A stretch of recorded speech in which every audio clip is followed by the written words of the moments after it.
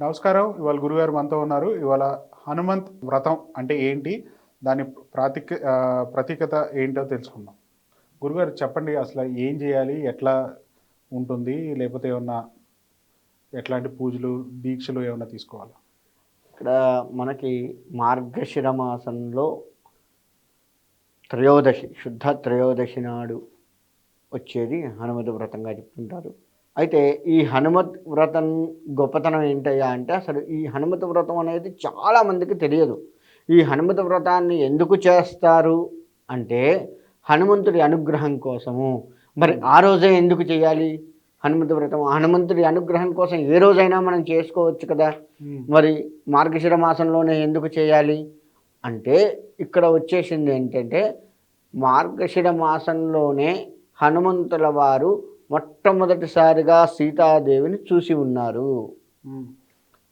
లంకలో అమ్మవారు బందీ అయి ఉన్నప్పుడు అమ్మవారి అన్వేషణలో ఈ హనుమంతుల వారు లంకలోకి ప్రవేశించి ఆ లంకలో తను చేయవలసిన యుద్ధం అంతా అయిపోయిన తర్వాత కొంత అమ్మవారి దగ్గరికి వెళ్ళాలి అంటే ఎక్కడ ఉంది అని ఆ లంక మొత్తం వెతుక్కుంటూ ఉన్న సమయంలో అశోకవనంలో సీతమ్మ వారిని చూసి ఆనందించినటువంటి రోజు.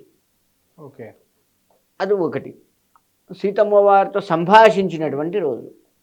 అమ్మ, నేను రామదూతగా వచ్చి ఉన్నాను, రాముడు క్షేమంగా ఉన్నాడు, నీ యొక్క యోగక్షేమాలు అసలు నువ్వు ఎక్కడున్నావో తెలుసుకోవడం కోసం ఈ విధంగా పరిపరి చోట్లకు వెళ్ళి నేను మీ దగ్గరికి రావడం జరిగింది అని చెప్పేసి అంగుళీకాన్ని ఆ రాముడు ఇచ్చినటువంటి గుర్తుని అమ్మవారికి ఇచ్చి, నిజంగా నేను హనుమంతున్నే, రాముడి దూతనే అని నిరూపించుకొని ఆ అమ్మవారి యొక్క శోకాన్ని కూడా పోగొట్టాడు. అమ్మవారిని చూసి ఆనందించాడు హనుమంతుడు, అమ్మవారి శోకాన్ని కూడా పోగొట్టాడు. కాబట్టి ఈరోజు ఎవరైతే హనుమంతుడికి సంబంధించినటువంటి అభిషేకాలు, అర్చనలు, సింధూర పూజలు ఇటువంటివన్నీ కూడాను, హనుమత్ ప్రదక్షిణ నమస్కారాలు ఇటువంటివన్నీ కూడాను ఎవరైతే చేసుకుంటారో సీతా శోకం ఎలా అయితే విడిపోయిందో, ఆమె శోకం అంతా పోయి నా దూత వచ్చాడు, నా రాముడు క్షేమంగా ఉన్నాడు అని తనలో ఒక రకమైన ఆనందం ఎలా అయితే వచ్చిందో, అమ్మవారిలో ఆనందం, మనకు కూడా అటువంటి ఆనందాన్ని స్వామివారు ఇస్తాడు. కాబట్టి ఈ హనుమత్ వ్రతం అనేది ఈరోజు చేసుకుంటాడు. హనుమంతుడికి కూడా వ్రతం ఉందా అని చాలామందికి సందేహం ఉంటుంది. హనుమంతుడికి వ్రతం ఉన్నది. సువర్చల సహిత హనుమత్ వ్రతంగా చేస్తూ ఉంటారు. ఈ హనుమత్ వ్రతంలో మనకు మామూలు అది కొంత సత్యనారాయణ స్వామి వారి యొక్క వ్రతంతో పోలి ఉన్నప్పటికీ చిన్న చిన్న భేదాలు ఉన్నాయి. ఏం భేదాలు అంటే, మనం కలశం సత్యనారాయణ స్వామికి ఒకటే కలశం పెడతాము, హనుమంతుడికి 2 కలశాలు పెడతారు.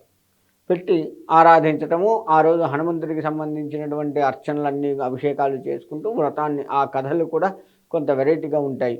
అటువంటి కథలన్నీ కూడాను విని చేసి ఆ వ్రతాన్ని చేసుకుంటూ ఉంటారు. ఇది ఎక్కువగా హనుమంతుడి యొక్క ఉపాసకులు బాగా చేస్తూ ఉంటారు. పంచముఖ హనుమంతుడి ఉపాసకులు కావచ్చు, అట్లా హనుమంతుల్లో కూడా చాలా రకాలు ఉన్నారు.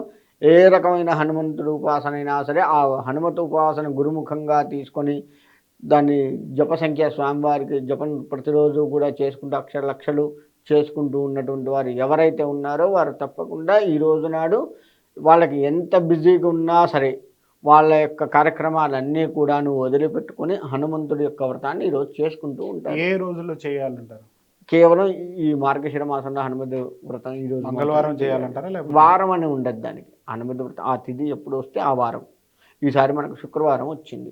ఈ శుక్రవారం శుక్రవారం వచ్చింది కాబట్టి ఆ శుక్రవారం రోజు చేస్తారు.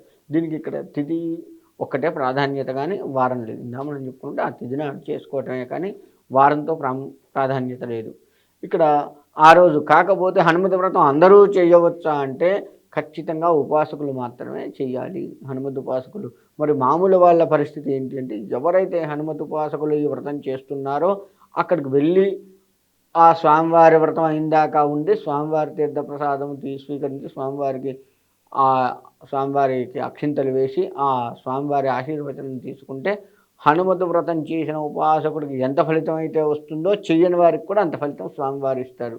వారికి కూడా చేసినట్లుగా వారి ఖాతాలో స్వామివారు వేస్తారు ఆ పుణ్యాన్ని. కాబట్టి హనుమత్ వ్రతాన్ని భక్తి శ్రద్ధలతో చేయాలి. ఈ విధంగా ఎవరైతే చేస్తారో వాళ్ళకి హనుమంతుడు ఆ సీతకున్న శోకాన్ని ఎలా అయితే తీర్చాడో, మనకున్నటువంటి కష్టాలు ఇబ్బందులు, దరిద్రాలు ఇటువంటి వాటితో నిండి ఉన్న మన శోకాన్ని కూడా ఆ స్వామివారు ఆ విధంగా తీర్చి మనల్ని తరింపచేస్తారు అంటే ఎటువంటి సందేహం లేదు. ఓకే గురుగారు.